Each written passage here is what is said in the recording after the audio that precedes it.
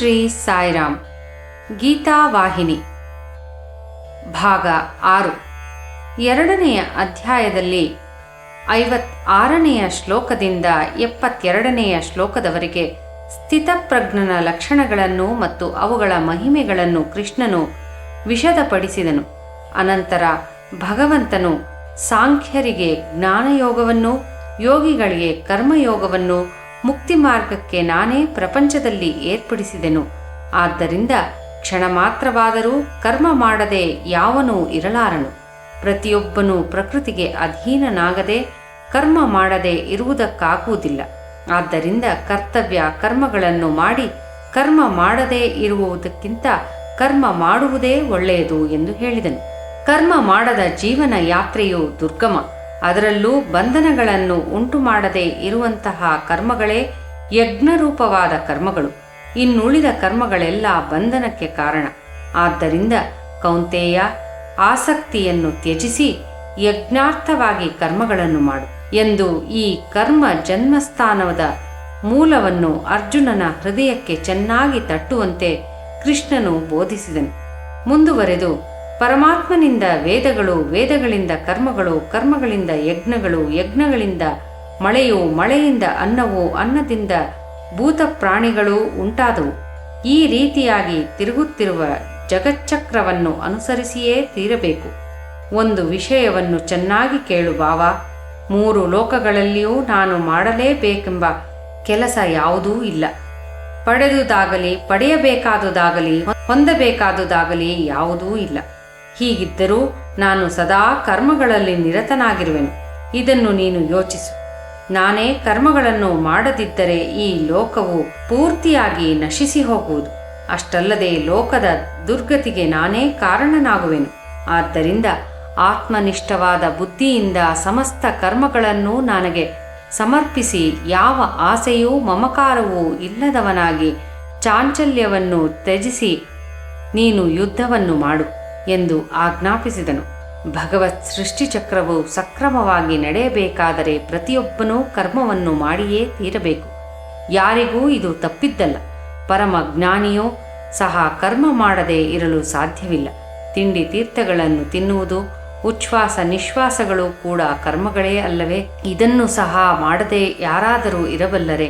ಪ್ರಪಂಚದಿಂದಾಗಲಿ ಸಮಾಜದಿಂದಾಗಲಿ ಏನಾದರೂ ಸರಿ, ನಾವು ಯಾವುದೋ ಒಂದು ವಿಧವಾದ ಉಪಕಾರವನ್ನು ಹೊಂದುತ್ತಲೇ ಇರುವೆವಲ್ಲವೇ?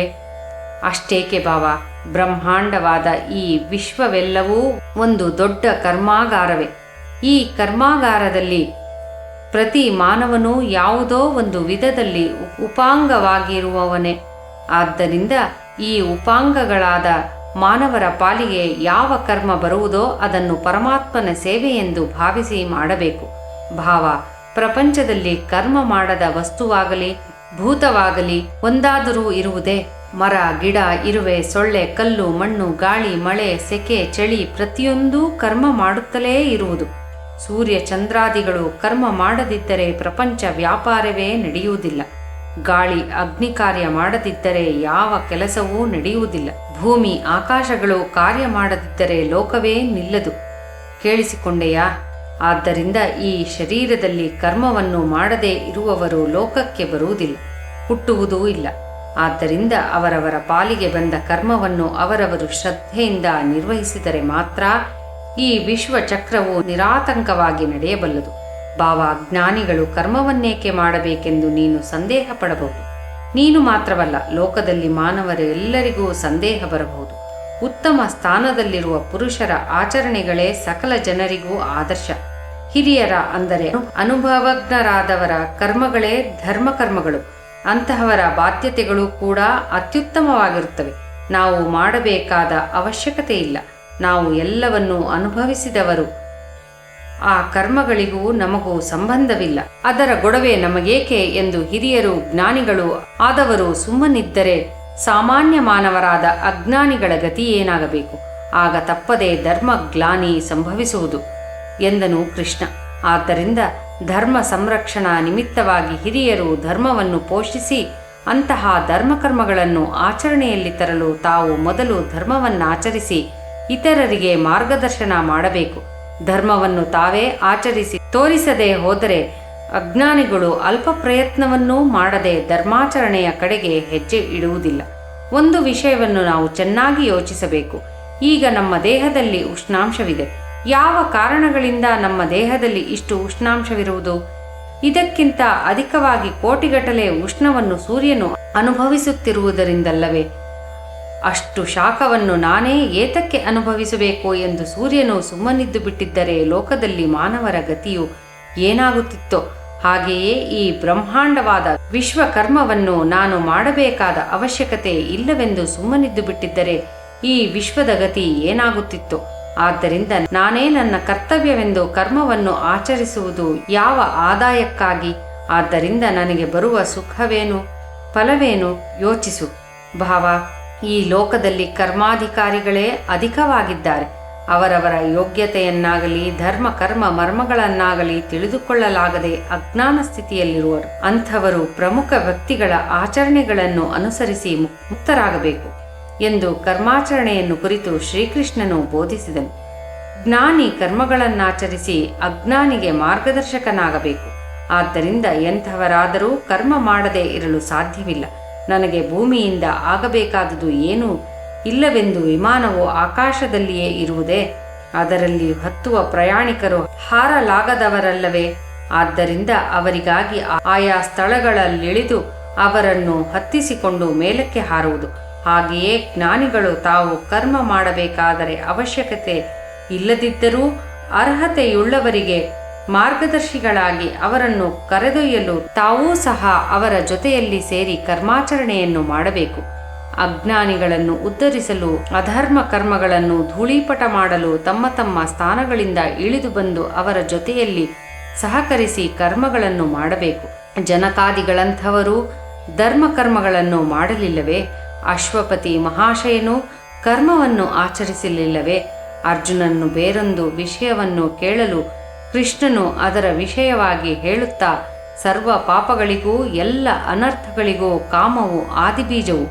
ಅದನ್ನು ಕುರಿತು ವಿವರವಾಗಿ ಹೇಳಿ, ದೇಹಾತ್ಮ ಬುದ್ಧಿಯುಳ್ಳವರಿಗೆ ಇದನ್ನು ಜಯಿಸುವುದು ಬಹಳ ಕಷ್ಟವೆಂದೂ ಬ್ರಹ್ಮಾತ್ಮ ಬುದ್ಧಿಯುಳ್ಳವರಿಗೆ ಇದು ಸಾಧ್ಯವಾಗುವುದೆಂದು, ಬ್ರಹ್ಮಾತ್ಮ ಬುದ್ಧಿಯುಂಟಾಗಬೇಕಾದರೆ ಸರ್ವ ಕರ್ಮಗಳನ್ನು ಭಗವಂತನ ಪ್ರೀತ್ಯರ್ಥವಾಗಿ ಮಾಡಬೇಕೆಂದು, ಈ ವಿಶ್ವವು ವಿಷ್ಣು ಸ್ವರೂಪವೆಂದು ಭಾವಿಸಬೇಕೆಂದು 3ನೆಯ ಅಧ್ಯಾಯದಲ್ಲಿ ವಿವರಿಸಿದನು. 3ನೆಯ ಅಧ್ಯಾಯದಲ್ಲಿ ಪ್ರಾರಂಭಿಸಿದ ಕರ್ಮ ಮೀಮಾಂಸೆಯನ್ನು 5ನೆಯ ಅಧ್ಯಾಯದಲ್ಲಿ ಮುಗಿಸಿದನು.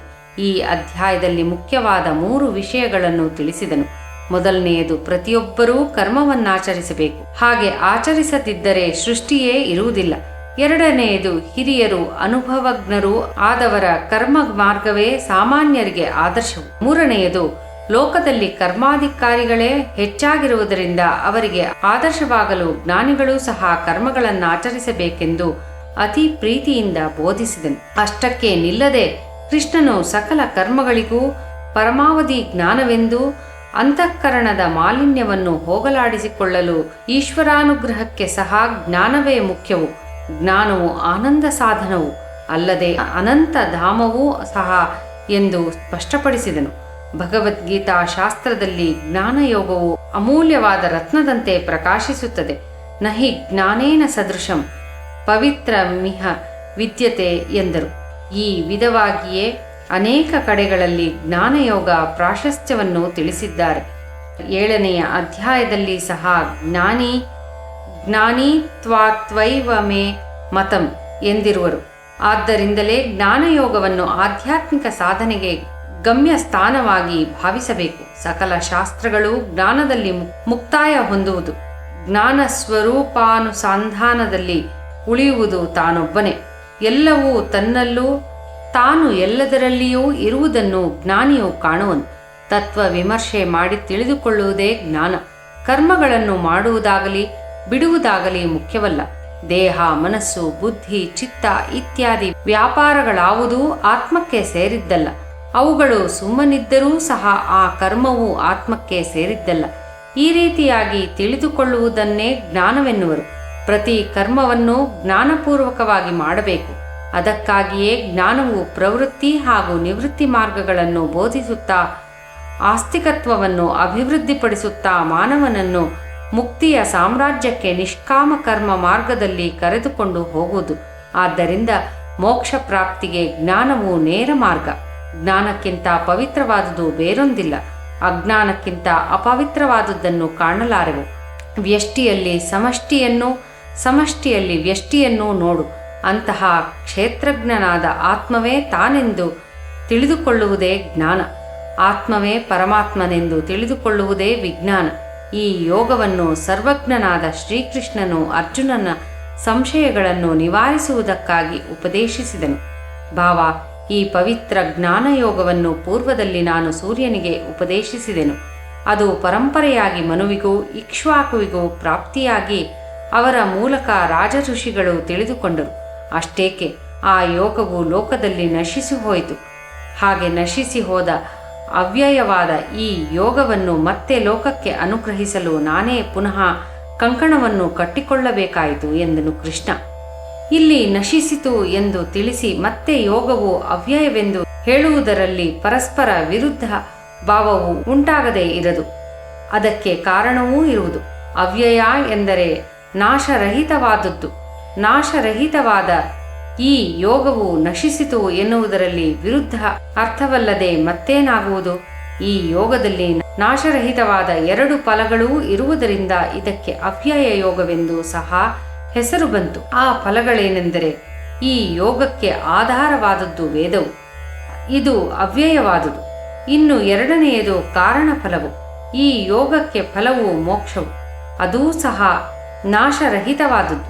ಇದರಲ್ಲಿ ಸಂದೇಹವಿಲ್ಲ. ಇಂತಹ ಅವ್ಯಯ ಫಲಪ್ರದವಾದ ಈ ಯೋಗವು ಕಾಲಕರ್ಮಗಳ ಬದಲಾವಣೆಗಳಿಂದ ಆಚಾರ ಪ್ರಚಾರಗಳಿಲ್ಲದೆ ತಳಕ್ಕೆ ಬಿದ್ದು, ಅಂದರೆ ಅದೃಶ್ಯವಾಗಿದ್ದರಿಂದ ನಶಿಸಿ ಹೋಯಿತೆಂದು ಹೇಳಬೇಕಾಯಿತೇ ಹೊರತು ಅದು ನಶಿಸಿ ಹೋಗುವಂಥದ್ದಲ್ಲ. ಹಾಗೆ ತಳಕ್ಕೆ ಬಿದ್ದು ಅದೃಶ್ಯವಾಗಿರುವ ಈ ಯೋಗವನ್ನು ಪುನಃ ಮೇಲಕ್ಕೆ ತರುವುದೆಂದರೆ ಆಚಾರ ಪ್ರಚಾರಗಳಿಗೆ ತರುವುದೇ ಇದರ ಅರ್ಥ. ಆದರೆ ನಶಿಸಿದ್ದನ್ನು ಪುನಃ ಸೃಷ್ಟಿಸಿದನು ಎಂದು ಅರ್ಥವಲ್ಲ. ಅದು ನಶಿಸಲಿಲ್ಲ. ಅದೃಶ್ಯಕ್ಕೆ ನಶಿಸಿತೆಂದು, ದೃಶ್ಯಕ್ಕೆ ಸೃಷ್ಟಿಸುವುದು ಎಂದು ಸಾಮಾನ್ಯ ಭಾಷೆಗಳಲ್ಲಿ ಹೇಳುವರು. ಅಷ್ಟು ಮಾತ್ರಕ್ಕೆ ಈ ಯೋಗವು ನಶಿಸಿತೆಂದು ಭಾವಿಸಬಾರದು. ನಶಿಸುವಂತಹದ್ದನ್ನು ಪರಮಾತ್ಮನು ಎಂದಿಗೂ ಬೋಧಿಸನು. ಇನ್ನು ಸೂರ್ಯನ ವಿಷಯದಲ್ಲಿ ಸಹ ಸಾಮಾನ್ಯವಾಗಿ ನಾವು ಸ್ವಲ್ಪ ವಿಚಾರಿಸಬೇಕಾದ ವಿಷಯವೂ ಇರುವುದು. ಭಾರತೀಯರಿಗೂ ಸೂರ್ಯನಿಗೂ ಸನ್ನಿಹಿತ ಸಂಬಂಧವಿರುವುದು. ಅನಾದಿ ಕಾಲದಿಂದ ಸೂರ್ಯನ ಸ್ಥಾನವು ಭಾರತ ವೀರರಾದ ಕ್ಷತ್ರಿಯರಿಗೆ ಅಲ್ಲದೆ ಸಾಮಾನ್ಯ ಪ್ರಜೆಗಳಿಗೂ ಸಹ ಪ್ರಧಾನವಾದುದಲ್ಲದೆ ಪವಿತ್ರವಾದ ಪೀಠವನ್ನು ಧರಿಸಿರುವುದು ಮತ್ತು ವಹಿಸಿದೆ. ಕ್ಷತ್ರಿಯ ಜಾತಿಗೆ ಮೂಲಪುರುಷನು ಸೂರ್ಯ ಭಗವಂತ. ಭಾರತ ಸಂಸ್ಕೃತಿಯಲ್ಲಿ ಇಂತಹ ಪವಿತ್ರ ಸ್ಥಾನ ಮತ್ತಾರಿಗೂ ಇಲ್ಲ. ಭಾರತೀಯರಿಗೆ ಮಾತ್ರವಲ್ಲದೆ ಯಾವತ್ ಪ್ರಪಂಚಕ್ಕೆ ಸೂರ್ಯನು ಪ್ರತ್ಯಕ್ಷ ಭಗವಂತನು. ಪ್ರಪಂಚವೆಲ್ಲವೂ ಕಾಲದಿಂದಲೇ ನಡೆಸಲ್ಪಡುತ್ತಿರುವುದು. ಆದ್ದರಿಂದ ಕಾಲಕ್ಕೂ ಪ್ರಧಾನವಾದ ಆಧಾರ ಸೂರ್ಯನೇ. ಕಾಲವು ಸೂರ್ಯನಿಂದಲೇ ಉಂಟಾಗುತ್ತಿರುವುದರಿಂದ ಕಾಲವನ್ನು ಸೂರ್ಯಪುತ್ರನೆಂದು ಹೇಳುವರು. ಪ್ರತಿ ಮಾನವನ ಜೀವನವೂ ಕಾಲಕ್ಕೆ ಅಧೀನವಾಗಿರುವುದರಿಂದ ಜೀವನಕ್ಕೆ ಸೂರ್ಯನೇ ಆಧಾರ ಮತ್ತು ಆರಾಧ್ಯ ದೇವನಾಗಿರುವನು. ಯಾರಿಗೆ ಅರ್ಪಿಸಿದರೂ ಅರ್ಪಿಸದಿದ್ದರೂ ಮಾನವನು ಸರ್ವ ಕರ್ಮಗಳನ್ನು ಸೂರ್ಯನಿಗೆ ಅರ್ಪಿಸದೆ ತಪ್ಪಿಸಿಕೊಳ್ಳಲು ಸಾಧ್ಯವಿಲ್ಲ. ಸೂರ್ಯನು ಮಾನವನ ಜೀವಿತ ಪ್ರಮಾಣವನ್ನು ದಿನದಿನಕ್ಕೂ ಕರಗಿಸಿ ಆಯುಷ್ಯವನ್ನು ಹರಣ ಮಾಡುತ್ತಿರುವನು. ಅಷ್ಟಲ್ಲದೆ ಸೂರ್ಯನಿಂದ ಪ್ರಪಂಚಕ್ಕೆ ಎಷ್ಟು ಉಪಕಾರವಾಗುತ್ತದೆಂಬುದನ್ನು ಎಷ್ಟು ಹೇಳಿದರೂ ಸಾಲದು. ಇದಕ್ಕೆ ನಿತ್ಯಾನುಭವವೇ ಪ್ರತ್ಯಕ್ಷ ಸಾಕ್ಷಿ. ಲೋಕದಲ್ಲಿ ಕಷ್ಟಪಟ್ಟು ಬೆಳೆಸುವ ಧನಧಾನ್ಯಗಳಿಗೂ ಮರಗಿಡಗಳಿಗೂ ಸೂರ್ಯನೇ ಮೂಲಾಧಾರ. ಅದು ಅಲ್ಲದೆ ಆತನ ಕಿರಣಗಳ ಸ್ಪರ್ಶವಾಗದಿದ್ದರೆ ಧಾನ್ಯಗಳು, ಫಲಗಳು ಇತ್ಯಾದಿಗಳಲ್ಲಿ ಸತ್ವವೇ ಇರದು. ತನ್ನ ನೇರವಾದ ಕಿರಣಗಳ ಮೂಲಕ ಸಮುದ್ರದಲ್ಲಿರುವ ನೀರನ್ನು ಹೀರಿ ಮೇಘಗಳನ್ನು ಉತ್ಪತ್ತಿ ಮಾಡಿ ಅದರಿಂದ ಜನಗಳ ಕರ್ಮಗಳಿಗನುಸಾರವಾಗಿ ಆಯಾ ಸ್ಥಾನಗಳಲ್ಲಿ ಮಳೆಯಾಗಿ ಸುರಿಯುವಂತೆ ಮಾಡುವನು. ಆತನು ನಿರಂತರವಾಗಿ ಧರ್ಮದೇವತೆಯ ಸ್ವರೂಪವನ್ನು ಧರಿಸಿ ತಾರತಮ್ಯ ಮಾಡದೆ ತನಗೆದುರಾದುದನ್ನೆಲ್ಲ ಪುಳಕಿತವನ್ನಾಗಿ ಮಾಡಿ ತನ್ನ ತೇಜಸ್ಸನ್ನು ಅವುಗಳಲ್ಲಿ ಸೇರಿಸುವನು.